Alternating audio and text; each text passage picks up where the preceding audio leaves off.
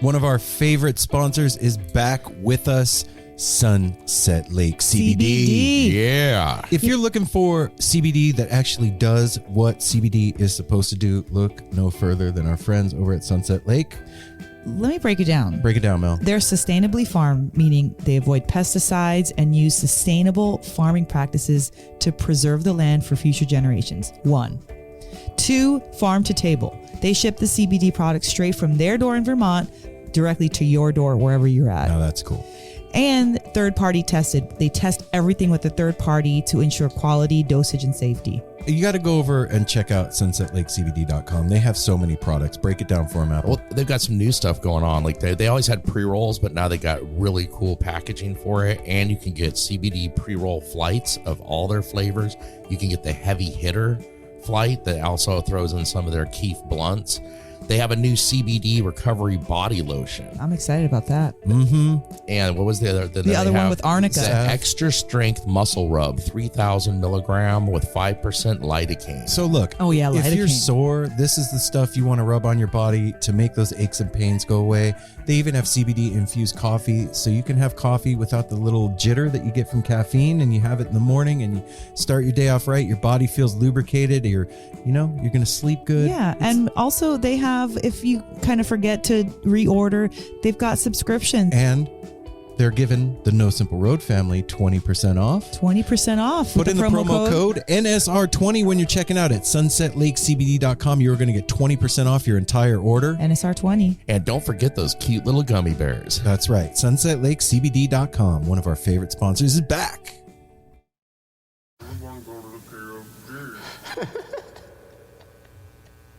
All right, cool. We would like to give a hearty congratulations to our sponsor, Shop Tour Bus. 5 years in business. Happy Celebrated. anniversary. You guys, everybody out there, go check out shoptourbus.com. And what you're going to find when you go over there is Grateful Dead inspired merch, but not your boring steal your face 13-point bolt. I have to say, I really still like that.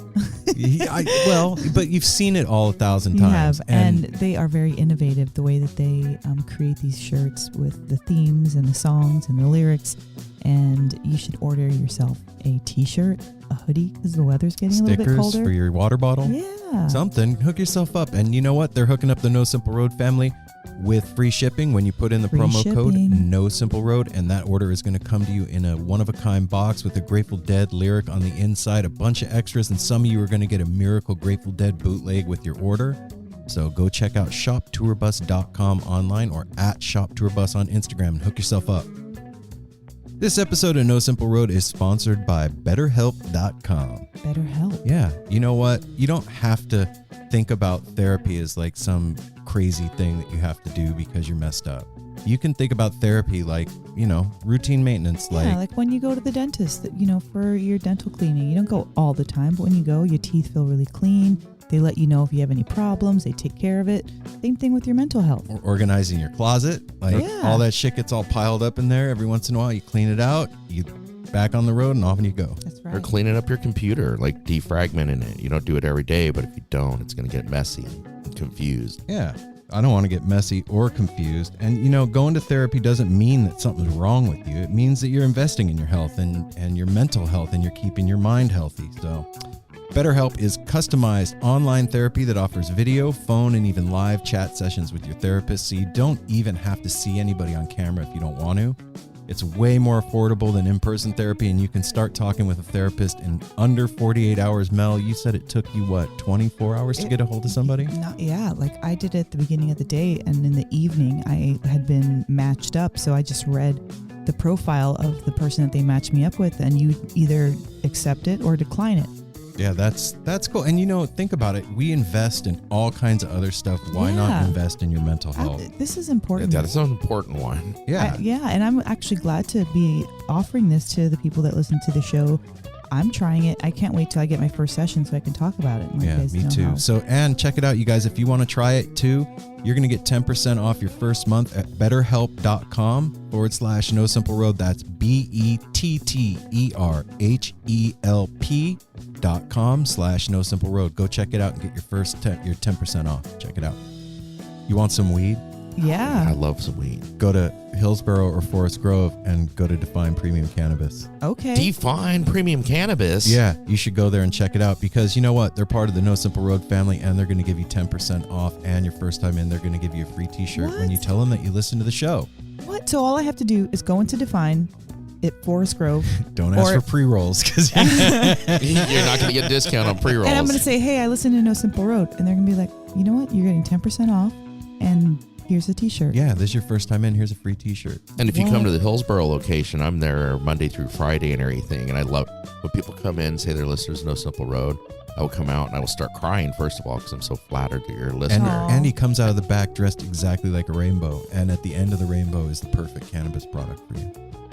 Yes, yeah, there is. Like leprechaun, a pot of gold. It's a pot of weed. That's right. A pot of pot, if you will. Oh, hey, check that So out. come on out and visit us at one of those locations, Hillsborough or Forest Grove. Make sure to mention that you are a listener. You will get that 10% off. That is every time you come in. First time, you'll get a free t-shirt, which you can wear back for another 5% stacked on that 10% for a total of 15% off all your purchases. It's a double coupon. What does it mean? What does it mean, man? It means you're going to save and you're going to take care of your head. Have you ever listened to Highway Butterfly? Out of a butterfly. That you got over at Electric Fish Lights. You absolutely can. Shit. You should go. Yeah. You should go do Absolutely that. should. Do it. Yeah, and you will too when you go to electricfishlights.com and check out the amazing handcrafted IQ lights that they're cooking up over there. You're like, Aaron, what's IQ mean? Well, let me tell you. It is a system of 30 interlocking pieces that can be configured into 15 different shapes. And basically, when they put those together, they can build you any custom light you ask them for. They've got sports teams, they've got cartoon characters, they've got whatever your idea is. They hook it up, and you can get a color changing bulb upgrade and a Bluetooth speaker bulb upgrade. So that light doesn't just hang on the wall or stick on the wall or hang from the ceiling. It actually comes to life. And if you're like us and you've collected posters from the shows that you've gone to, when you put that light in the room with the posters, something magical happens. They become BFFs. They do. And they Walls actually come alive. Yeah. And, you know, if you have a white room and you were thinking about painting it, another thing you could do is get that color changing bulb upgrade and hang that light in there and then change it to the different colors and see what those different colors would look like on the walls painted. Just saying. Ooh. Have a little fun with it. Yeah. So One right now, too, if you go on over there, they got the cutest pig with wings, kind of a Pink Floyd Animals tribute. Go over to their Instagram and check it out, too, because they are doing a free giveaway. Ooh. You need to go check it out. I'm not going to tell you anything more. Okay, You have yeah. to go look at this. that's at Electric Fish Lights on Instagram, or go to electricfishlights.com and make sure you put in the promo code NSR. When you check out, you're going to get 25% off and you're going to get Delaware Magic in that box. And you know what? I don't even know what Delaware Magic means. They told me to say that, and it could be a t-shirt or a sticker or a plate with a fish on it. I don't know what it's going to be. There's A only crystal, one way a to find tarot out. card. Yeah, go order it. Get 25% off. Hook yourself up with a light and get enlightened.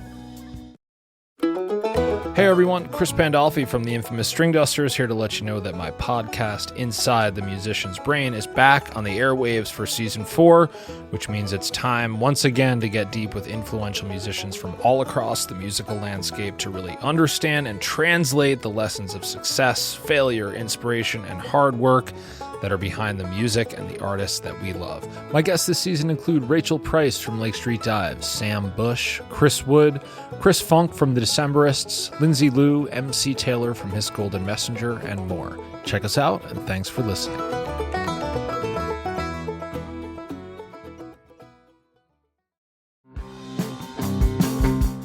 We're so excited to tell you a bit about today's sponsor, Music Masters Collective. They are a nonprofit organization that produces unique music events, providing opportunities for fans and artists to meet and collaborate in an inspired and creative atmosphere. Music Masters Collective events give you the opportunity to learn from world-class musicians like Otil Burbridge, Steve Earle, Richard Thompson, former members of the band, the Milk Carton Kids, Nikki Glaspie, the Fab Four, and Sean Colvin, and so many more. At an event like the Milk Carton Kids Sad Song Summer Camp happening this July, you can expect immersive classes, evenings of entertainment, excellent food, and a space for a lucky group of folks to learn, co-write, workshop, and perform with like-minded peers, all with the guidance of Kenneth Pattengale, Joey Ryan, and some of their favorite songwriters. This all-inclusive week in the Catskill Mountains of upstate New York is guaranteed to be magical. Scholarships are available and spots are extremely limited, so visit www.sadsongssummercamp.com/simple to learn more.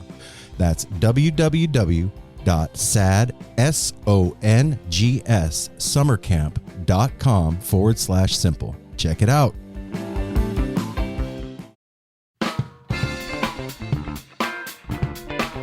No simple road.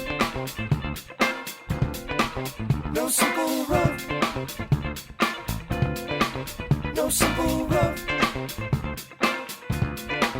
No simple road.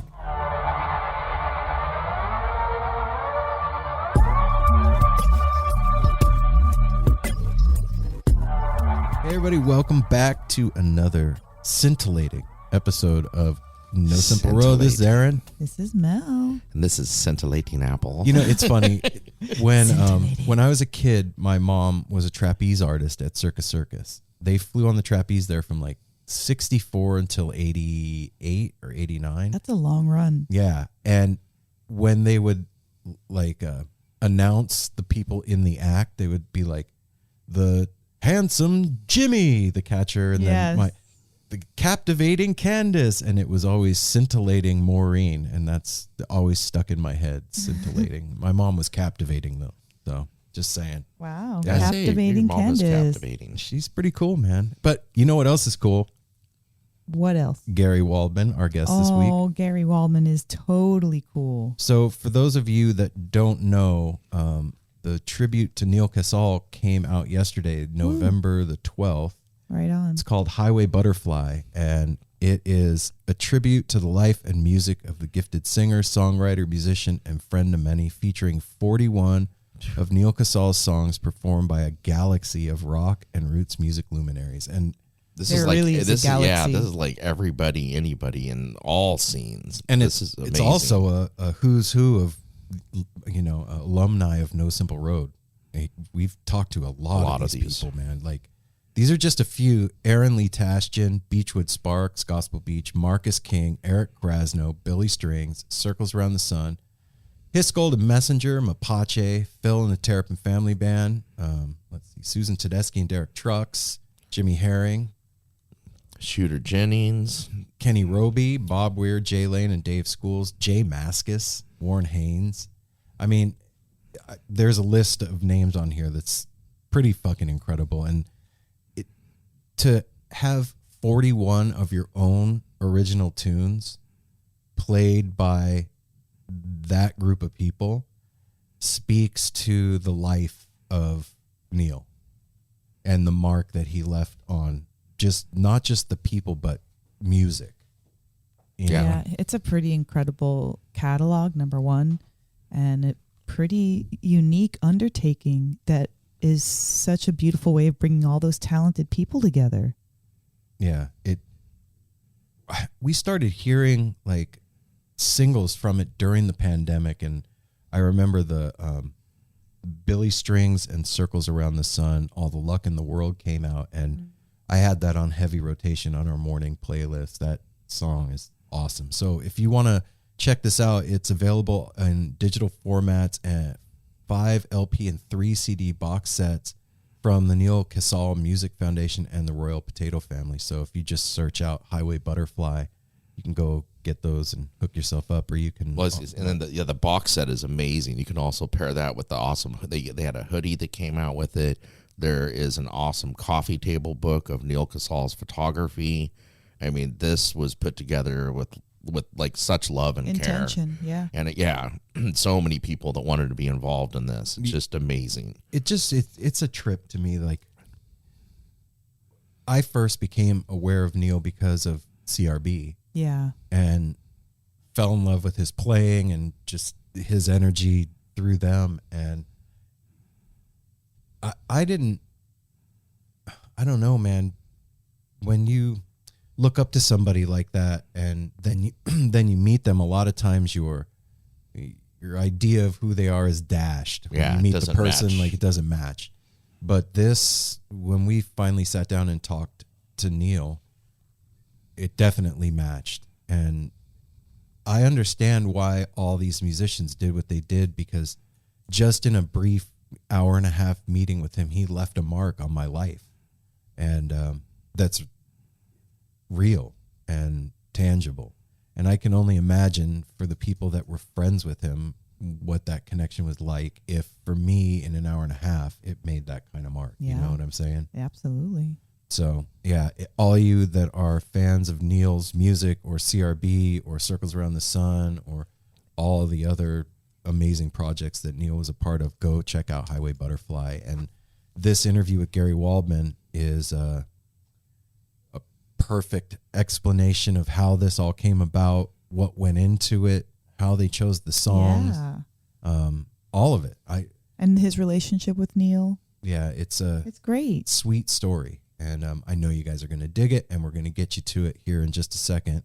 But that's it. Yeah, I was just looking at the store too.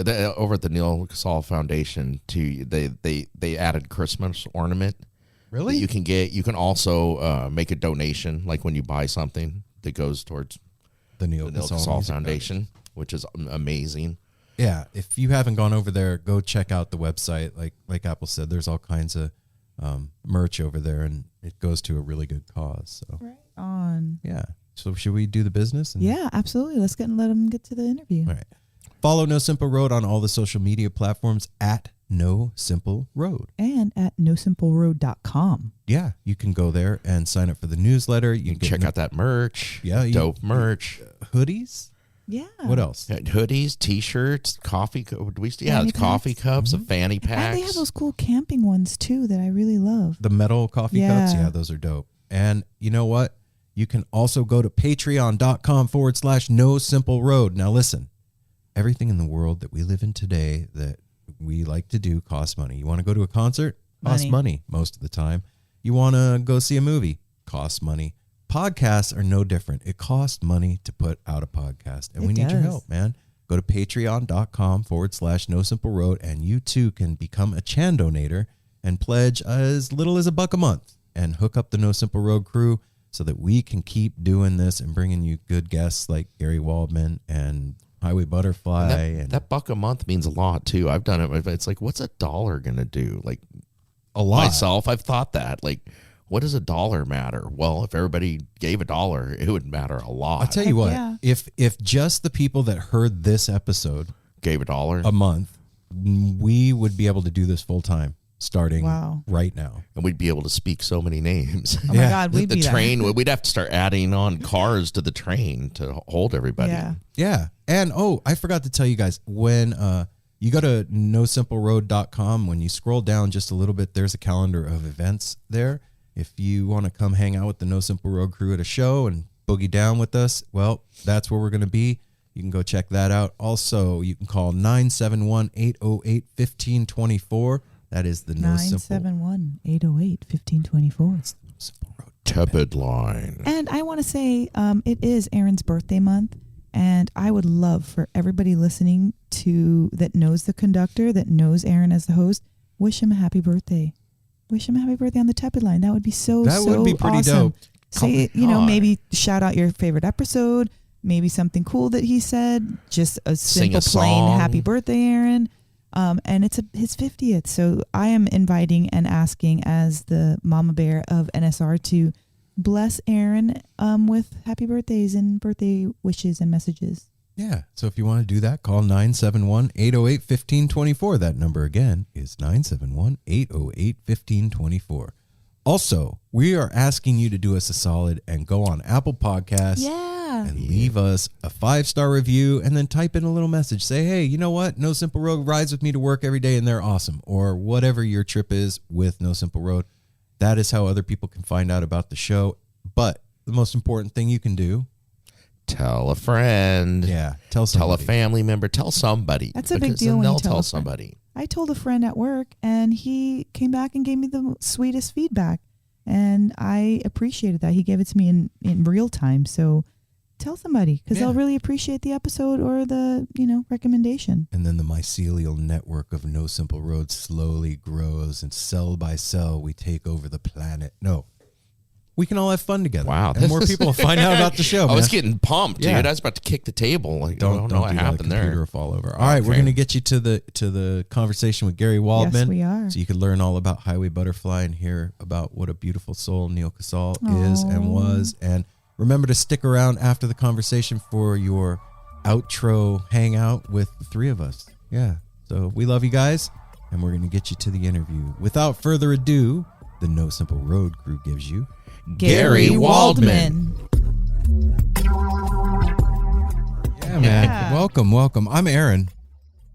Hi, Aaron. Good to meet you. My name's Mel. Gary, thanks for joining us. You're welcome. Thanks for having me on. Yeah. And then I'm Apple, and thank you for joining us today, man. I was just sitting here geeking out a little bit on the Let's Hear It that you have on YouTube. Yeah, I haven't put up a new episode in a while. I've been on a little break because I've been moving, but I have 3 new episodes that I'm getting ready to launch, and it's been really fun chatting to people about their instruments. Yeah. It's amazing. We were just a little bit ago. We just got done. Our second interview today. We were interviewing John Lee Shannon, talking to him, and I saw he's been on several times on Let's Hear It, and along with other members of Circles. Yes. Yeah. See, they're easy for me to get. Yeah. It's strange. We were telling him like that it just worked out that we're interviewing the two of you on the same day.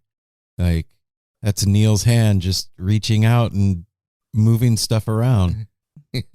Yeah, Neal's been doing a lot of that. We did talk about that a lot with John too, and just how much he's had his hand through his career, and it's incredible. Yeah, I that's the kind of mystical stuff that, do you really believe it or not? I kind of do, because things happen, and it seems like Neal's doing. Mm-hmm. So I like to believe that. Yeah. Yeah, me too. I mean, it definitely makes life a little more colorful and interesting. That's for sure. Definitely. So Gary, hold on, we got a bag. We got to do it. Oh, okay. For everybody that's out there, why don't you introduce yourself to them and let them know who you are and what's going on? Sure. My name is Gary Waldman, and I was Neal Casal's manager from 1987 until he passed away in 2019. And I say manager, but we were friends. We were great and best friends for all that time. And I did help him quite a bit with his career, of course, because when I met him, I was working at a record store, and eventually, a few months later, started working at a record label. So I was learning about the music industry at the same time that Neal was trying to start his career. So I had heard him play, and I played guitar as well, and I had a huge record collection. So we just became pals, and bonded over music, over records that we loved, and going to shows and instruments, and just became great friends. And it was all centered around music for all those years, for 32 years. Wow. So pretty amazing to have that type of friendship with somebody. I mean, that's it was great. Yeah, that's even not common just regularly in the world, friendships that last that long. Yeah. Well, I think we were both believed in friendships, and both of us have had lifelong friendships with a lot of people. Neal kept friends from his high school days, and so did I, and we loved that connection. There's a connection that you have with somebody over a long period of time that's just special. There's insider jokes and impressions and shared experiences and places you've been or shows you've gone to. Yeah. So we could reference so many experiences together. So when Neal started going on tour, and then eventually when he joined Ryan Adams or Chris Robinson, we could go to a venue, like say, you know, if I was meeting him somewhere on the road, we would see something, we would both make the same joke. Mm-hmm. It was referenced back to a Def Leppard show that we saw. But you know, that kind of experience that you have with your pals that you used to go to a lot of shows with. Yeah, Apple and I'm almost 50. I'm 52. He was 12 and I was 14 when we met, and here we are. Yeah. Awesome. And you can't replace that. So Mm-mm. it's 40 years of a shared friendship, and when it's based around music, it's so rich. Yes. Because of those moments. Remember when Jerry did that one thing when we were at Nassau Coliseum? Yeah. And those are great, and I certainly miss that tremendously with the loss of Neal. What you've done though, Gary, is I don't even know how to properly package this in words, but it's a really brilliant, wonderfully beautiful, extremely touchingly thought out tribute to your buddy. Well, I appreciate it. And the only reason I was able to do it really is because of how much I truly loved Neal and loved his music. And he became well known through his role with Ryan Adams and the Cardinals, and subsequently with Chris Robinson Brotherhood, Phil Lesh and Friends, and all the various projects he did over the last 12, 15 years. But previous to that, he'd had a whole career that we had worked on together of his solo albums. And we had this dream of him being a legendary solo artist in the vein of Neil Young or Jackson Browne or other people we grew up loving. And when he was making those solo records, we always thought, oh, you can do some acoustic shows, and then you can do shows with the band. And our roadmap was those great 70s singer-songwriters. And for whatever reason, Neal just didn't really get well known through those records. He had a bit of a cult following, but he became much more well known as a guitar player with Ryan and with Chris and all the other people he played with. But he left behind so many beautiful solo songs. So when he died, I just thought these songs need to get their due. They need heard, because I always believed in them so much. And I would, so many times, like I'd get a text from Neal, or I would text him, man, I'm driving down the road and I'm listening to whatever the song was of his from back in the 90s, and it sounds so good. And he'd be like, I know, I listened to that, I can't believe it. And other times he'd be like, I'd say like, oh man, I was listening to this and it still sounds so good. And he was like, really? I don't know. But it's just, I've been able to do this because of my belief in his music and the shared dream that we had. And so, and the help of incredible people along the way, the people who have recorded for the tribute album we made, the people who came and played his music at the tribute show in 2019 after he died. And then the people who are working with me on these projects, Dave Schools and Jim Scott on the music side of things, and Michelle August and Kevin Calabro on the publicity and the development of the foundation and the marketing of the projects. So it's been beautiful, a beautiful thing. And Michelle and Kevin both knew Neal really well. And so Michelle is the marketing director for the foundation and the co-executive producer of the album.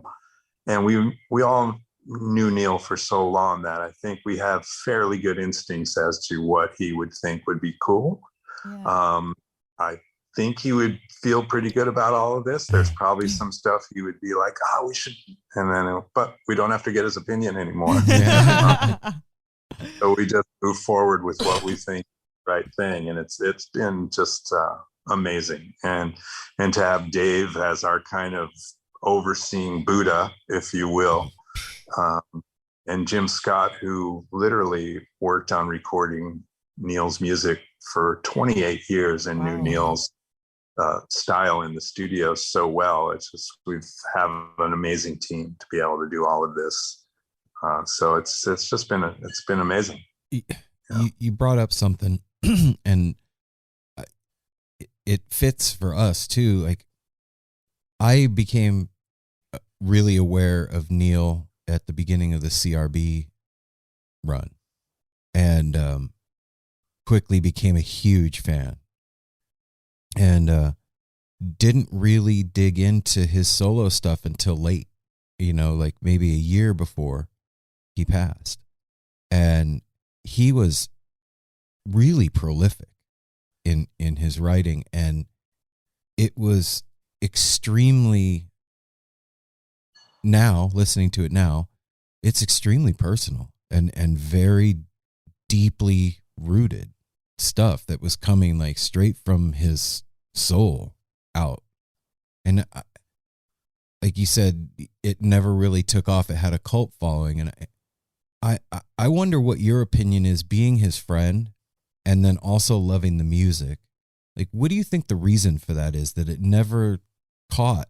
Because it's as good or better than a ton of the stuff that's out there. There's no reason it shouldn't have caught on. Do you know what I mean?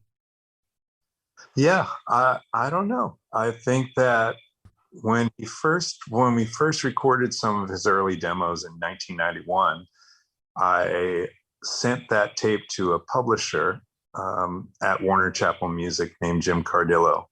And his reaction was immediate. 3 songs in, he called me up and it was like, I love this guy. Is there more to hear? Can I come see him? And Neal got a songwriting publishing deal with Warner Chappell like that. And Jim was a huge supporter. And Jim had worked with, at the time he was working with bands like the Jayhawks and Green Day. And he was connected, and he was like, we're going to shop this to all these labels. We're going to get you such a great record deal. And for whatever reason, it took about 2.5 years. I don't know why. We would get these reactions. People would hear it and be like, yeah, it's pretty good. We're looking for more of this or whatever. I mean, I don't know if you've ever been involved with trying to shop a record deal and talking to A&R guys. It's a horrible process. It's things that I hate in the music industry, because there's certainly some great A&R people, smart people who know a lot about music. And then there's a bunch of others who go into their weekly meeting at their record label, and the record label president is like, we got to get our own. Why don't we have a Nirvana? Why don't we have a Dave Matthews? Why don't we? So they're always, I don't want to say that they're just looking for the next thing that fits into what's happening right now, but a lot of them don't have that vision. And at the time, I felt like there was a nice world for Neal to fit into. The Uncle Tupelo, Wilco, Sunvolt, the Jayhawks. There was a burgeoning Whiskey Town kind of alt country scene. And for whatever reason, people just didn't react to the music the same way that I did, or that my friend at Warner Chappell did.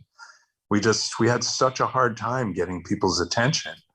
And Neal would always, like years later, would always be like, oh man, it was my fault. I wasn't good enough. And I was like, no, that's not like, because we would go do a showcase, and Neal, what made Neal such a great sideman maybe was the weakness that he had at being a front man. He was sometimes a little bit nervous, and, he would, when it's all on you and Neal was not a,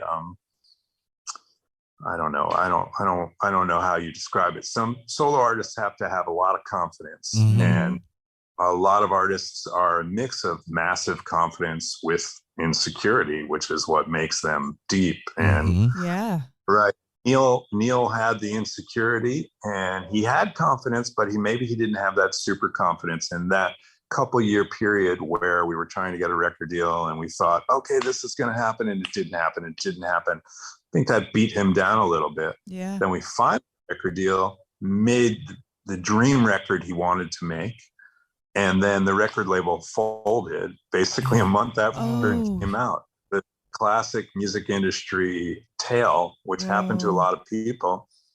And in those days, when you lost your record deal, you were damaged goods, can't be signed again. All right, he's 25 years old. Why? You know, so it was I don't know why it didn't connect. I feel like his first record came out, he started going on the road. He was opening for Government Mule. He'd opened for Little Feat. We're starting to happen a little bit. And then all of a sudden the rug was pulled out. Label was folded. We can't support him anymore. And then I went around to all the other labels again. Here's what happened. Yeah, no, we're not really interested or whatever. So we had to go the indie route. We had to just figure out ways to make records ourselves. And that was in the pre-social media days. So you didn't have a ready-made way to market yourself. We luckily found a couple record deals in Europe. His first record had come out and somehow had this little bubble of popularity in Germany and France and England. And so we got a little deal with a German label called Glitter House. And they helped Neal for a few years there. And it really started to happen overseas. He was getting incredible press, selling out shows all over Europe, club shows, but it was building and doing really well. Mm-hmm. And he really slugged it out. He toured with a band, or he toured with just a guitar and going in a van or a train or flying here and flying there. He really worked hard in those days. And there are still fans of his from over there that are completely psyched about this tribute album coming out. And then after doing that, after doing quite a few solo albums and getting, one step up, two step back, continuing, he ran into Ryan Adams on the street, and we had known Ryan Adams for a while, and ran into him on Avenue B in Manhattan, and Ryan was like, I've been looking for you. I want you to join the Cardinals. And we just went out and had some beers, and Neal was in the band. Wow. Oh, wow. I did not know that. Yeah. That's incredible that Ryan was just like, yeah, you belong to us. That's, I was looking for you. Right on. I mean, those were his words. I've been looking for you. You got to be in my band. And it was like, come and jam and we'll see if it works out. It was just like, you're in. Wow. Well, going back to his solo stuff, man, like Sweet in the Distance and Fade Away Diamond Time, those are, as far as I'm concerned, those are iconic in the pantheon of my listening life. Like, and I know what you're saying about his personality. We only met once, and we've talked to a lot of musicians, and I see what you're talking about the confidence thing, and he was shy, and it was like a guy that's that talented, that's made us feel so many different ways. And then we met. It actually like made me feel good, because I'm a little bit nervous and shy too. So I was like, oh, it's okay to be like this. Like, that's a thing that's normal. And it was very profound. And in talking to other musicians that have worked with him, his hand was in a lot of things. He really did mold and touch a lot of lives and give several musicians that we've spoken to direction. And is that something that is celebrated at all in this tribute? Is the other artists that he helped develop or inspire, are they in this in any way? Or absolutely.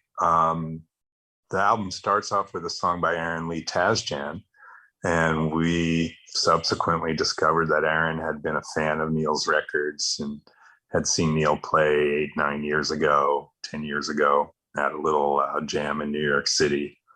And Mapache, Neal and Horn produced their first record and introduced Neal to them. And I think he had a little bit of an influence on them because he was so encouraging to them when he heard them sing together. Mm-hmm. He was like, "Oh man, you guys he was turning them on to records." He loved to share records that he loved. Mm-hmm. He spent his life digging out records that were obscure, keeping his vinyl collection going, and he loved sharing music that he discovered with other musicians. John Lee Shannon, as you mentioned earlier, I think when Neal met him is when Neal produced Zephaniah O'Hora's record, which was in early 2019. And Neal and John spent a lot of time together because John was a guitar player on that record. So Neal was turning him on to all kinds of records. "Oh, you got to hear this. You got to hear this." So once Neal got the sense that a younger musician was open to ideas and suggestions and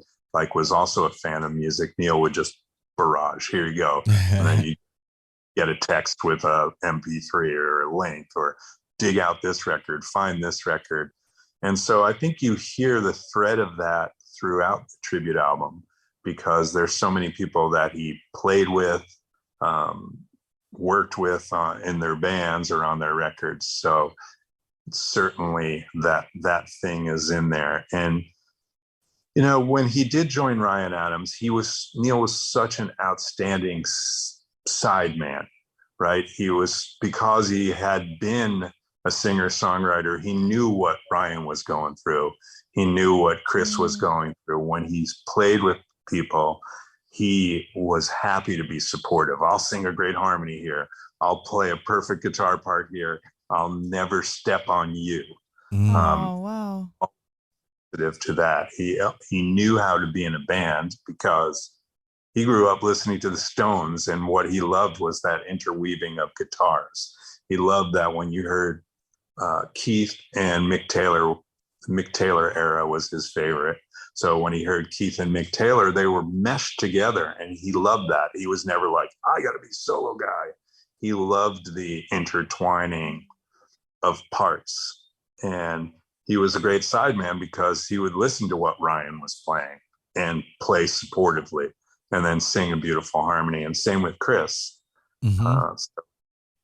That solo experience that he had from 91 till he joined Ryan in 2005, it's 14 years of training, basically, of your own thing, and then understanding how to fit into a band, being the guy that he always wanted to have standing off to his right, supporting him. Oh, wow. Right on. That's beautiful, actually. It's like the ultimate brother that you would ever want. Mm-hmm. One, "Oh, you like this? Here's some records for this, and sure, I'll sing harmony with you. Sure, That's incredible. That's a sweet soul. Yeah, we were talking, like we said, to John, and I was like, "It ever occurred to you that he could be like your angel?" Because he's I don't want to say prepared on purpose, but looking back in hindsight, all these little interactions and synchronicities that have occurred between him and John, and now he's in this amazing position, and it doesn't seem foreign. It feels like it's right on with John there, and it feels as if through hearing the stories and all that it was set up that way. And it seems like Neal was an angel and had his hand in a lot of helping, like you said, being that supporter. Support. Yeah. It just comes back to how much he loved music and loved bands and loved records and got excited about songs. I mean, so many times I can remember that, we were both the same way. Like when I first met him, because I had a huge record collection, he would come over to my house and I was like, "Oh, you got to record this." Back in the days when you recorded vinyl onto cassette, just got to check this. And he loved doing the same. Like he would find a record and be like, "Oh man, you got to hear this one." He just loved music, and it was his whole life. It was the thing that was most important to him. And he loved that. He loved that thing of touching somebody with a song that he sent them or playing a guitar part on their record. He just was truly, you described him as an angel. Maybe he was a musical angel. I don't know. Yeah, it feels. I mean, it's like silly, but not at the same time. It really feels that he's poured so much of himself into into music as a tool for communication. Yeah, and he was super reliable. If he told you he was going to come play on your record, he showed up, and he showed up on time, and he was prepared, and he had 3 different amplifiers in the back of his truck and a bunch of guitars, and he listened to whatever you sent him, and he knew, and he was a careful listener. He really listened deeply. If he went to play a session and somebody had a song, and I think Jim Scott said this on our podcast, he was like, didn't matter if it was a big name person or somebody you'd never heard of. Neal approached it the same way, which was, let me really listen to this song. Let me discuss what you're looking for and let me figure it out. And he would never be like, well, that's all I got. I'm not playing it again. That was never his thing. He was just a real sweet person when it came to recording and playing music. And he had this thing where he knew that songs could live forever, right? Mm-hmm. So recording, you might be gone, but your recording is going to live forever. Yeah. And wanted it to be great. He really did. He never tossed anything off, whether it was, and I've talked to so many people who are like, you've never heard of me and I'm not, a major artist, but I had met Neal and I asked him to play on some recordings I did, and he came out and did this, and it's just so amazing. And he was just like that. That was his ethic. Wow. Even the one brief meeting we had with him, him and I were talking about writing, and I was like, yeah, I write music and stuff. I write lyrics, but I don't really show them to anybody, man. And he was like, look, dude, that music that you're writing, those lyrics could save somebody's life someday. You need to show that to people. And it started a whole thing with me of like giving my music to a musician friend that I know and us putting music together. And it really did alter my course. So I directly have experience with the kind of thing that you're talking about. That motivation. That gift that he had. Yeah. And that's not common in the world, and also not common in music, is for somebody to be personified support for other musicians, but still being able to stand on their own merit and talent. And again, what you've put together, I mean, I haven't heard all of it. I've heard a few things off of it. It's so well done. And the song selection from what I've seen is perfect. And there's so much to choose from. Like, how the hell did you come up with what was going to end up on this thing out of all that?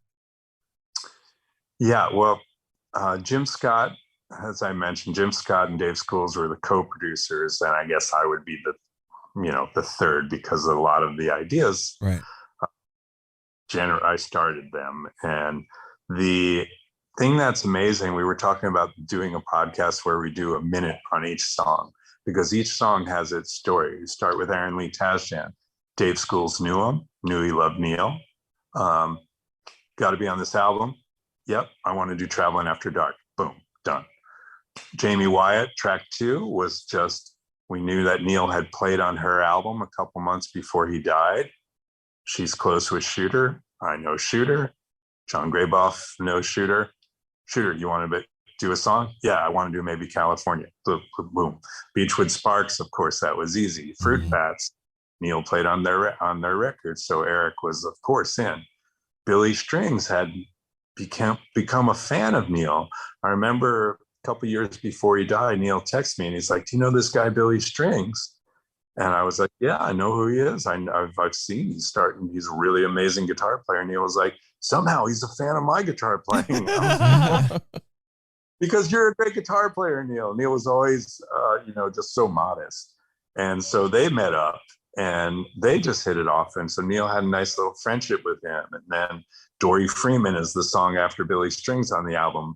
And I worked with her, and Neal had played on one of her albums and just loved her voice.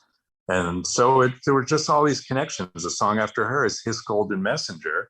And a couple months before Neal died, when he knew CRB was over, he was like, hey, this guy from His Golden Messenger wants me to play guitar on tour with him. You think I should do it? And I was like, yeah, that guy's great. Never happened. But there were those type of connections. So each song has a story behind it. It may have come from me matching an artist to a song, or Dave, or Jim, or just saying to the artist, you were friends with Neal, is there a song you'd love to do? And so it just miraculously fell together. And you mentioned earlier, maybe Neal was pulling the strings because it wasn't hard to do this. And the original idea was to do it all in the same place, where you see a lot of artists, compilation albums, tribute albums, that might be like this artist doing the song in California, another artist recording his song in Chicago, or somebody else recording her song in Canada, and they all get sent in and somebody puts it together. And that can be great too. Of course, we've seen it. But my idea was, after we did the tribute concert to Neal, it was such a beautiful couple days where all his friends were around and this camaraderie. And yes, we were sad, but it was also beautiful for various people in Neal's life to meet each other. And everybody was like, Neal always talked about you, or this. So there was a camaraderie. And so when we started imagining the tribute album, Jim Scott is a legendary record producer and engineer, worked on Tom Petty down through Chili Peppers, Johnny Cash. Like, you could look at his like a who's who of music. And so he'd worked with Neal for years. And so Jim has an incredible studio in California. So the idea was, let's have various backing bands, Circles Around the Sun, Jeff Hill and Tony Leone from CRB, Bob Glaub and Don Heffington, who played on Neal's, great LA session musicians who played on Neal's early recordings. Let's have 3 backing bands, and then bring people like Billy Strings in, bring Jamie Wyatt or Shooter Jennings, or, O'Teal or whatever, bring them in. We're all in this place that Neal loved working at. We've got a little altar to Neal. Also, we have Neal's archives in this studio, all of his old master tapes, photography, all of his stuff is there. There's a real connection to Neal there. And the idea was, bring everybody here. It's a magical place. We'll have that sense of community. And we were able to do that for 16 of the songs before COVID changed everybody's plans. Right. We were flying. One day, Leslie Mendelson comes in. She plays Feel No Pain. The backing band that's there, learn the song. By dinner time, pretty much done. And then have dinner. After dinner, couple overdubs, done. Next day, who's coming in? Billy Strings, or however it went. So that was a magical 16 days where we were living that experience of the community and Neal's friends all being in a place that he loved. And it was just so special. Then COVID came along, and we waited for a few months hoping that it would die down. But eventually we realized, if we're going to finish this album, people are going to have to do it where they can do it. Right. And then send it to Jim and Dave will mix. Those guys will mix it, get it to the finish line. So we had to do that. A bunch of songs were recorded remotely in various places. And then eventually we got a few more people into Jim's studio. But Jim and Dave have their hand on all the songs. Whether it's mixing it or producing it from beginning to end. So it was a bummer that we didn't get to do all of it the way we initially planned, but somehow it magically glued itself together. It's fantastic. That's crazy. I wonder, you mentioned in the studio having an altar, and, his masters are there, his friends are there, his music's being played. I guess my mind, when I hear that, I want to know, what was the mood as those songs were being recorded? Was it a somber sad affair, or was it not? Like, what would that feel like?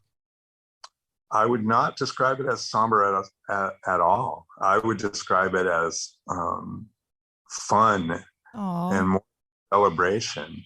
Um, there are moments where you hear a lyrical line where you're just like, no doubt. I mean, Sure. and they're emotional, but it was more fun because he was somehow there with us, living through these songs coming to life in a new way. And it was more fun and special and healing in a lot of ways to be with people, a lot of people that were important in Neal's life that I didn't know very well, that now I know much better. And everybody has their story of their friendship with Neal. And so we're sharing those, and we're being together, and we're looking at silly pictures of him or talking about his guitar. And this is when he got it. And everybody had a different story. So it was more fun and like deep to celebrate him than it was somber. There were emotional moments, but I would never classify it as somber. We were more like, I think Dave Schools described it as like, what is that chord change? Damn you, Neal. Yeah. Like we were having fun a lot of the time. So I described the tribute concert we did to him as the saddest fun event of all time. It was, yeah. Yeah. So we tried to just make the best of it and celebrate his music and our memories of him and tell funny stories about him or share things. And so somehow he lived on through that. And it was just a beautiful experience. It really has been every day.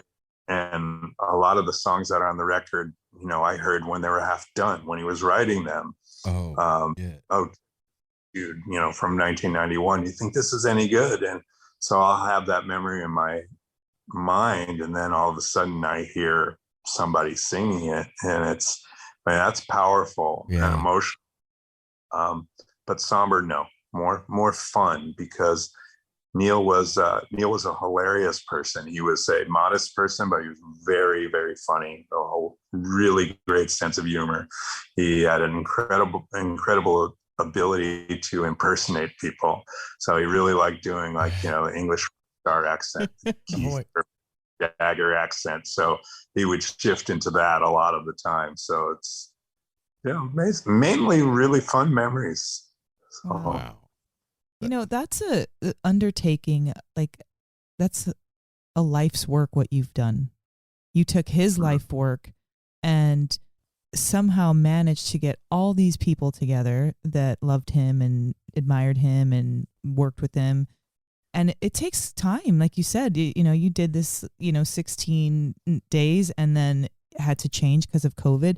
Still doing that, gathering all the works and his photos and all, like, it would be easy to just kind of not do any of it. What was your motivator to get all of this done and to do this? Yeah. Just as a tribute to my friend who I loved, and whose music I really believed in from the day that I met him. I just thought he was great. And I'm a music fan, music, as I'm sure it did with you guys. Like, it's changed my life and saved my life. When I was 5 years old, I heard Hey Jude, and I was like, somehow the power of music connected with me, and it was the only thing I ever wanted to do. I've never had a quote real job. I went to college, record store, and then I worked at a record label, and then I started a management company, and my whole life has been based around music. And Neal was the biggest part of my musical career, because we worked together for so many years on so many things, and I always just believed in him. And even when he was getting rejected by this label or that label or whatever, I was just like, we just got to keep going. We have to keep going. Like, you can never get a day job. And he never did, thankfully. Oh, Never wow. a day job. Wow. He managed to go from making his own records to, okay, I'm going to play guitar on this record and make enough money to survive. I'm going to tour with this person for a week, make enough money to survive. Okay, we got a little record deal here. I can make another record. I'll go on tour. It was not easy. When you're a struggling musician, it's hard, and it's hard to keep your confidence up and your belief up, and you're facing a lot of rejection, and that's painful for somebody who's poured their heart into his lyrics. And he was a phenomenal singer, which I think is one of the original motivations. After he died, the day after he died, I flew from New York to LA to go to, the things you have to do when somebody dies. Mm-hmm. And so to LA, and luckily, I know when a lot of people pass away, it's hard to listen to their music, but I thankfully did not have that. And so I was on this plane, and of course I was, that would be somber. Sure. and emotional. But I listened to his covers album, which is called Return in Kind. And there's a song on there called There's a Reward. It's a cover that he did of a song by Joe Higgs, who's a Jamaican artist that we loved. Not a huge Bob Marley or anything like that, but a really respected, great Jamaican artist. And he'd written a song called There's a Reward. And I had that on my headphones, and I was just listening to it. And it was just tearing me up hearing it. I must have listened to it 4 or 5 times in a row. It was just like Neal was singing in my head. That's when I was like, we've got to get these songs heard. We've got to get him heard. He was so great. And he was such a fantastic singer, which, you would hear, like you'd hear him sing harmonies with Ryan or CRB, or occasionally you got to hear him sing, Ship of Fools or something great with Phil. Right. And people would be like, gosh, Neal's a great singer. Well, I've, known that so long, like I would hear him sing, and it was just like, he was a fantastic singer, emotional, beautiful singer.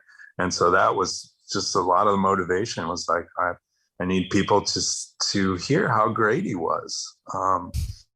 He wasn't just a sideman playing awesome guitar for somebody. He was really an incredible songwriter on his own, and just he gave his life to music. That's the way I would say it. Like, he loved being in a band. But I know there was still that thing in him where I want to sing my songs too. So my mission was to forward his work so that people would hear it and discover it. And whether that's from hearing Bob Weir do a version of one of his songs, or just going, wow, I never realized this guy had so many solo albums. Let me spin through them. However it happens is great. Was my mission for people to hear him. What a wonderful friend you are. Yeah, man. Thanks for doing that for the world, really, because by doing that, you've given other generations and other people opportunities, like fans of those other artists, an opportunity to really listen to this, like Aaron said, like really touching and emotionally charged music, And so you were the final hand in helping that go out, and that's beautiful as a friend and as, like you said, as a music fan, to put something so rich out there. So honestly, thank you for doing that for everybody. Yeah, I mean, I couldn't imagine not doing it. Yeah. It seems like that when you talk about it. Yeah, I'm curious about something. You said that did everybody pick the song they wanted to do, or just some of them? That's why I think it'd be fun for me, Dave, and Jim to tell a story about each song, because some of them were ones where I was like, oh man, this would be a great one for you to do. Some were Dave sending 5 songs to somebody and they would pick one out. Susan Tedeschi and Derek Trucks, Jim Scott has made 3 or 4 albums with them as their producer. And we'd been talking about it all along while we were recording all these other songs. They were one of the last ones to record. And Jim was like, I think it was Jim Scott's wife, Carol Scott, who said to Jim, maybe they should do Day in the Sun, which is the first song on Neal's first album. And Jim sent them, I was like, don't send them the recorded version of the song because that's a big production. I said, I have an acoustic demo of Neal doing that song from 1994. So let's send them that acoustic demo. And that's what we sent them. And they loved it. And that's the song they recorded. You need to do the podcast. Yeah, you do. You really do. Yeah, to accompany that. And my other question is too, what's your song? What would be my favorite song? Yes.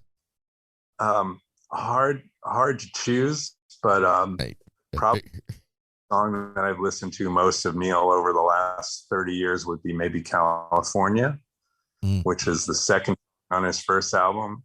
And it's just, I love that song from the moment he sat down on a chair across from me. I was like, do you think this is any good? And I was like, yeah. It's all right. That's great. And to this date, when I hear the recording of it, it's just immediate. It's just like, it's one drum hit and then his voice is in. So there's no waiting. It's like, boom, here's Neal. And it's just great. And I think that's a real song about his childhood. After his parents got divorced, he and his mom traveled around the country to a lot of different places that he references in the song. And it's just a beautiful, beautiful song. And that would be my favorite. But, so many others that I can talk about. And I think, if you're wanting to dig into Neal's solo catalog, the album Basement Dreams is really, that's a beautiful version of Neal, maybe the most personal version of Neal. A lot of that he made at home.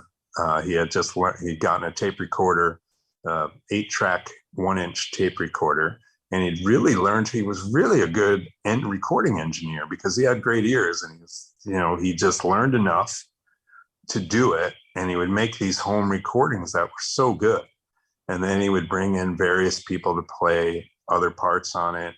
And there's a couple, little outtakes or things on there, but that's a great record from beginning to end.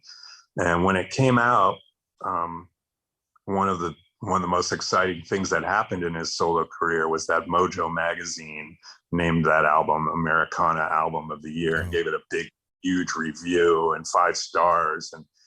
And that, I think that was really validating for Neal after 3 or 4 years of putting out albums that he was struggling to get recognized. And Mojo magazine was our favorite music magazine. Aww. And so that was a really great moment for him. So where did the idea for a companion book come from?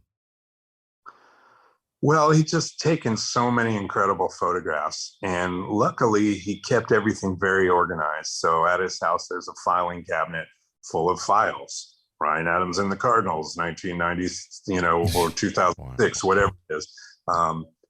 He kept it so organized, and it was originally when he had started taking photographs, of course, it was slides and film.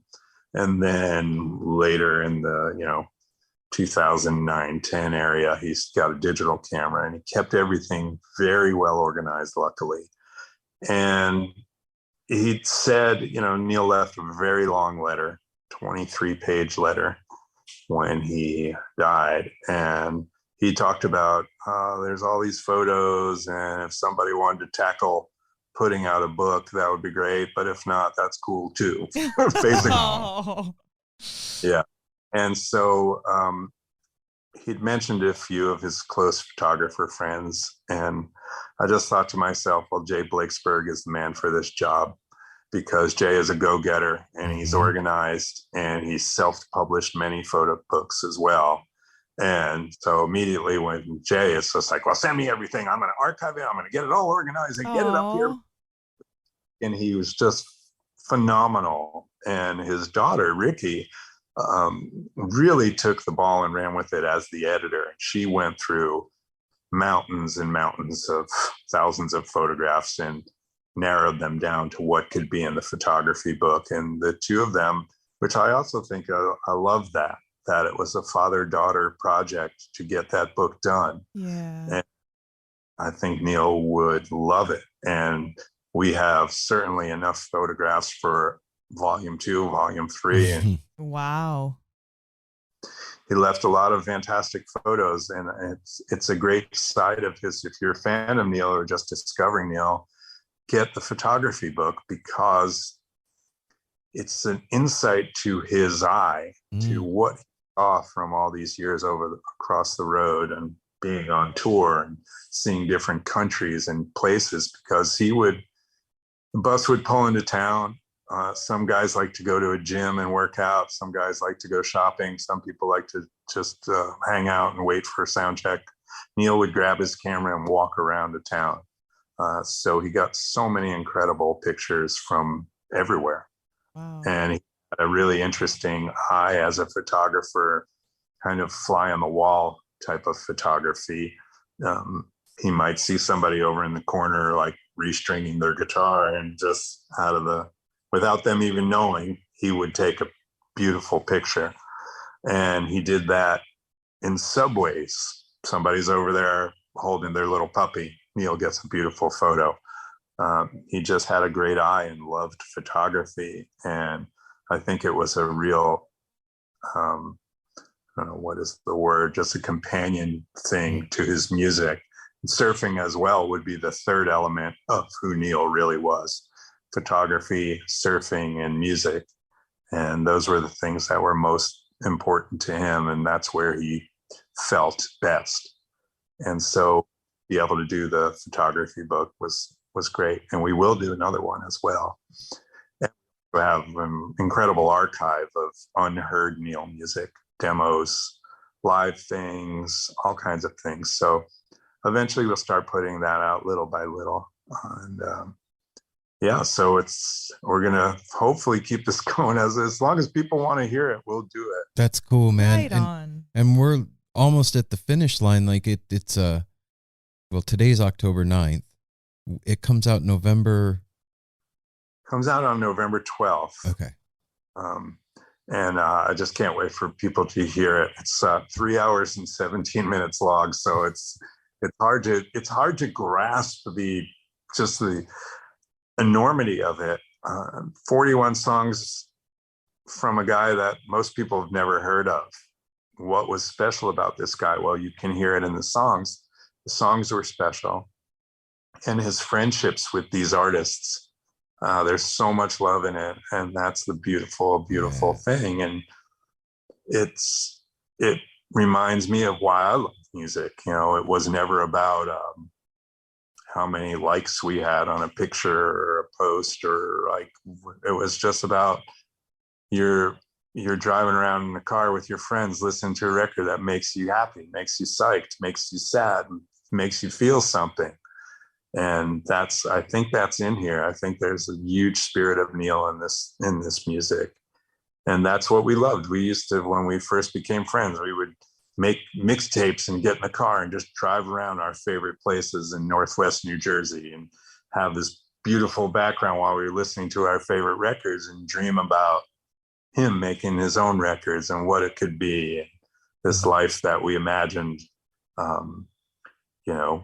working on music together, me helping him and him writing and recording and playing beautiful songs. And it all came true. And yeah, Neal never became a superstar as a solo artist, but what a beautiful career he had. Tons of solo albums, thousands of shows, touched so many people, was friends to so many people, and was also so nice to people who came to the shows. Mm-hmm. Neal would you'll hear so many stories about after the show, the only one who was out front was Neal, and he was talking to everybody and taking pictures and giving people pics.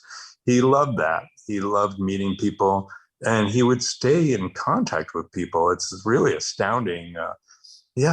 So many people reach out. I met Neal at a gig in Ann Arbor in 1990, and we stayed through all these years. He used to send me postcards, and then we became friends on Facebook or whatever. I've known him all this time.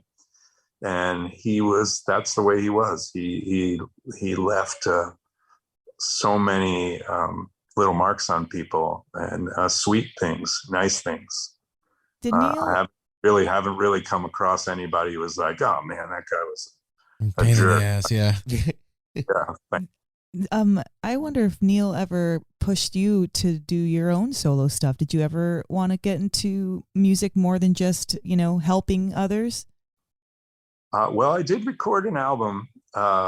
It's called More Barn. I did record an album in 2010, and Neal's all over that record playing guitar. And in his letter that he left, he says, one of the greatest nights of my life was at the studio, at Jim's studio, playing guitar on Gary's songs, playing guitar on my best friend's songs at my favorite place. And that was the purest, most beautiful night. And of course, that's amazing. And yeah, he did play on this record I made. He's on quite a bit of it, and so that was nice. I mean, I was never pursuing, hey, I'm going to be a solo artist, but I did write some songs, and Neal was encouraging, and also Jeff Hill was really encouraging to me. And Jeff and Neal and I were great friends, and Jeff really produced the record that I made, and then we meet up with Jim Scott and Neal and put some guitars on it. It was so much fun, really fun. I luckily did get to have that a little bit and be sitting there on the chair while Neal is right there going, dude, listen to this. Oh, and he was so psyched, and we were having so much fun. So, and really, like one of the best nights we ever had was the night that was the last day of recording on his first album, Fade Away Diamond Time. And we'd made it at a big old mansion in Santa Ynez, California. It was a giant Spanish style mansion that would have been owned by Dean Martin, of all people. Okay. And it was down the street from Michael Jackson's Neverland Ranch, a spectacular place that somehow we bumbled into recording his first album there and setting up our own recording studio. So we lived there for about a month. And the last night of recording before we had to move out, we had this playback party, and we had some of our friends come up, and we were listening to that first album, and just every song came on, and we were just like, wow, we couldn't believe it. It was just so great. And that's what music can do to you. Mm-hmm. I can remember like that experience, and that's, I can always think of Neal that way, and just a huge smile on his face and how proud he was of that record he made. Oh. Wow. I was going to ask you, I was watching your, you say you have a ridiculous amount of instruments. I'm just wondering what you talked about during COVID, that you did like 60 Instagram posts of going through your instruments and talking about them. Or no, on Instagram too. The YouTube's the other thing he does. He does a lot of things. But I'm just wondering, because you say it almost like people with collections, almost like with like an embarrassment of kind of like, I have a lot of guitars. I'm just curious. And I was watching you play that Diamond Head one too. That is a beautiful sound. Yeah, I love that guitar. It was just one of these things where, like, I was playing guitar since I was a teenager.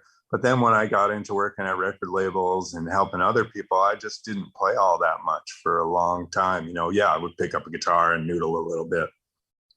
But I don't know, roughly 2007, 2008, I just got obsessed again with guitar, and that led to other instruments. And I just started going to stores, and I was really attracted to weird instruments. Here's an 8-string ukulele called a taro patch ukulele, or here's a banjo mandolin, and I was just like, what can I do with that? And I would just have this moment of inspiration where like, if I get that, I know what to do with that. And so I just had this burst of like creativity, I guess, for a few years there. And I just got obsessed with instruments, and banjos particularly. I really, really love banjo. I'm infected Neal with that a little bit, because I'd be like, dude, you got to learn how to play banjo. It's so like, it's gonna start playing out. And I think he finally, like, Eastman Guitars gave him one of their banjos, and he put it on a few CRB albums because he just maybe got sick of hearing me rant about it. But I would always be sending him like, dude, I'm going to buy this 15-string banjola. And he'd, what are you going to do with that? And then I would figure out how to play a little piece on it. And I'd send it to him, and he'd be like, dude, that's amazing. And so on Barefoot in the Head, the CRB album, I loaned him, I don't know, 8 or 9 weird instruments, and you can hear some of them on that album. But yeah, it was just a thing. I just got obsessed with it. And then, I got locked in my house like everybody else in pandemic. And I was like, I'm going to post a little video of every instrument I have. and then that led to like, oh, it'd be really fun to keep this going somehow. I'm out of instruments. Let's talk to other people about their favorite instruments. So it's a little YouTube show called Let's Hear It. And it's more about your love of your instrument more than it is, these pickups are hand wired. Like, it's not a lot of gear nerd talk. It's more inspiration talk. Where did you get that instrument? Oh, it was my grandfather's. And I'd always looked at it in the closet, and finally I fixed it up. All right, well, let's hear what it sounds like. So it's more of a fun, like that kind of thing, love of an instrument. I think there's, I don't know how many episodes there are, 60 or so, but it's been on hiatus for the last few months because I'm moving houses and working on this Highway Butterfly project. And I have to sleep too. And so I put it on hold, but it is coming back. Good. On. Gary, I just have to say, like, first of all, thank you for doing what you've done, and also for sharing your time with us. You could see the love that you had and have for Neal and for the music, and you can feel it, man. And it's really cool, and I just appreciate it and appreciate your time. It's a beautiful friendship. Yeah, it's inspiring. I'm sure when he was alive, it was great to see you together, but even now, it's still together. You're still doing certain things together, and that's a really beautiful tribute, and it's very like touching. It's touching to see that, and just looking at your face when you bring up certain things, there is a love there, and it shows. And thank you for doing that, for being a steward of that music and getting it out properly and to the beautiful hands of Dave Schools and Jim Scott and every other artist that was in there. It's your life's work too, and it's beautiful. Yeah, thanks. Yeah, I've told people, people have really who have gone through a lot, like dealing with his passing. And I've been like pretty much right from day one, like I've known what my mission is, and I'm sure I'm as crushed as anybody, but I feel like I have the great privilege of still working with him. Mm-hmm. So when I imagine this stuff, I hear his voice in my head, and there have been things where I could hear, oh man, I don't know about that, I can hear his voice. So I try to honor what I think he would think is cool, and just do it. And it's easier working with him when you don't have to hear his opinion either. That's only right. when you want. Man, I think we'd all be lucky to have a friend like you. Yes, for sure. Yeah, you make me listening to you talk makes me appreciate my friendship with like these two and everything. It means a lot. Yeah. It's really the most important thing. Like, if you can have friends that you love and work on things together and have fun together, like those are the things that really mean the most. Nothing better. No, that is the stuff that makes life worth living. And it's beautiful and wonderful. So where can people get this on November 12th? Is that what you said? Yeah. 12th. Okay. Yeah, if you go to nealcasal.com, or it will forward to Neal Casal Music Foundation.org, okay, which is the foundation founded in Neal's name. But on that website is all the information about this tribute album. It will of course be available. You can pre-order the CD box set, which is 3 CDs. You can pre-order a vinyl box set, which is 5 vinyl LPs. Which has been quite a task to get to the finish line. and of course digital as well. There's some songs that are already out there.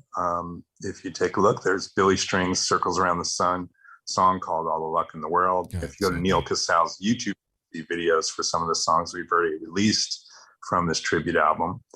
And we're going to keep making videos. There's quite a few videos lined up that we're going to be making for songs from the album.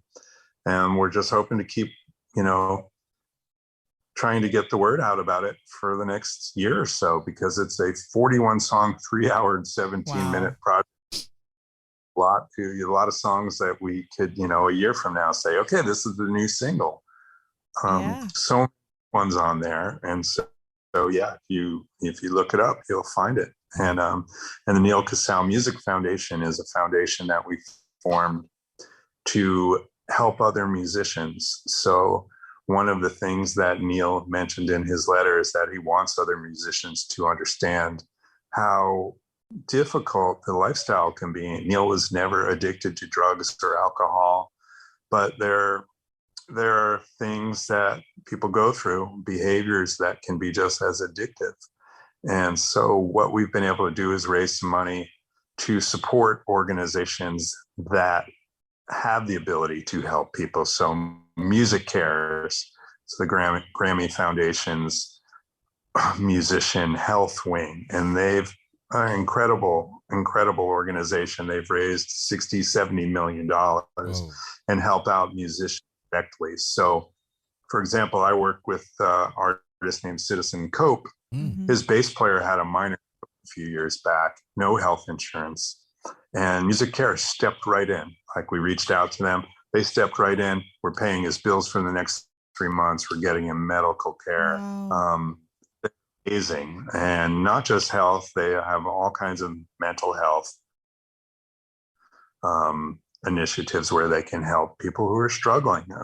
Being a musician is a difficult life. You see the glory, you see the in the spotlight, but there's a lot behind the scenes that you give up to be a musician. It's hard to keep a family together. It's hard to live a quote normal life when you're on tour all the time. So Backline is another organization that formed after Neal and Jeff Austin both committed suicide in 2019. Backline helps musicians with mental health care, see a therapist, somebody to talk to, and not just musicians, roadies, guitar techs, bus drivers. So to keep this whole thing happening, people being on the road, there's so many people in support situations. Guitar techs, so the guys who set up the drums, people who do sound, girls selling merch, all of those people are giving their lives to this lifestyle to keep this thing that we all love, going to concerts. They're all doing this behind the scenes. And when the show ends and you or I go home, they're crawling into a bunk or getting in a van seat and driving 6 hours, 8 hours and doing it again tomorrow. And it's exhausting. And so for us, for the Neal Foundation, to raise money to help those organizations. So maybe eventually we'll have our own staff where we have a doctor on staff or however, but we've also been able to donate directly to some musician friends of Neal who are going through healthcare crises over the last year. So I'm lucky enough to be able to say, hey, I'm going to pay your bills for 2 months while you don't have to worry about paying your bills. Get this illness you're having, get this sorted out. Yeah. So we've been able to. We're also giving away some instruments to young musicians who may not be able to get their hands on them. So in North Jersey, where Neal grew up, we've gone into some high schools and donated instruments to the band program to some individual kids who want to play guitar, but mom and dad don't have, $600 for a decent guitar and $50 a week for lessons. So that's what we're also trying to do in Neal's honor. And I think he would be really moved by the fact that we've been able to help some of his friends with healthcare expenses. Yeah. And we hope to continue doing that and help many people as we can, raising awareness about how difficult it is to be a musician. And I think over the last 5-10 years, that is coming into view. For we've all seen, or what happened with Naomi Osaka, the tennis player. Mental health is a serious thing, and to perform, you have to be, as much in the right space as you can, whether it's sports or craftsmanship or music. And so mental health, drawing attention to crises and how you don't have to be embarrassed to ask for help. Neal had a hard time asking for help. A lot of people did try to help him, a lot of doctors as well. And it just, at the point that he committed suicide, I think he just decided, I'm beyond helping. He decided that this was it.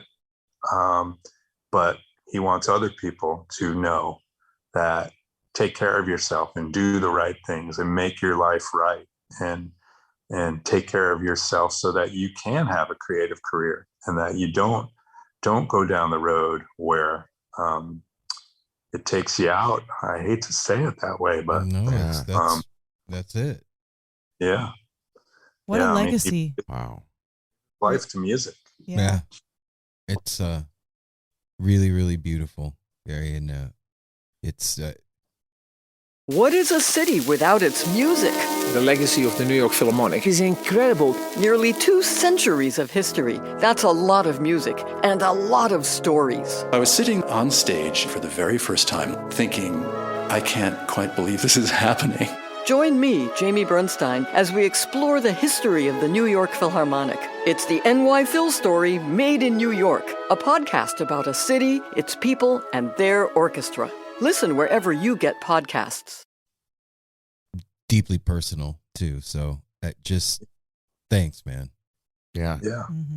Well, thank you guys. I love the podcast you do. You're carrying it along, and it's the stories that you put out there as well are just, it's all important, for us music lovers. Yeah. Yes. Hopefully someday soon it's we can meet in person and give a hug and a high five. Yeah. Ever wonder what a punch from Elton John feels like? Or how you'd cope with having turned down the chance to be in Nirvana? Or what signal Keith Richards gives when he wants you to get the hell out of his hotel room? Fans of Too Much Effing Perspective don't have to wonder, because they've heard these exact stories and a jillion others on our podcast. I'm Alex Hoffman, former tour manager for Radiohead. And I'm musician and comedy writer Alan Keller. On the TMEP show, we get guests like Nancy Wilson from Heart, Jeremiah Freites from the Lumineers, and Modern Family's Julie Bowen to tell us things they may have only shared with their therapist, clergy, or a TMZ stringer. So join us on Too Much Effing Perspective. That's EFFING Perspective. The only podcast you crank up to 11.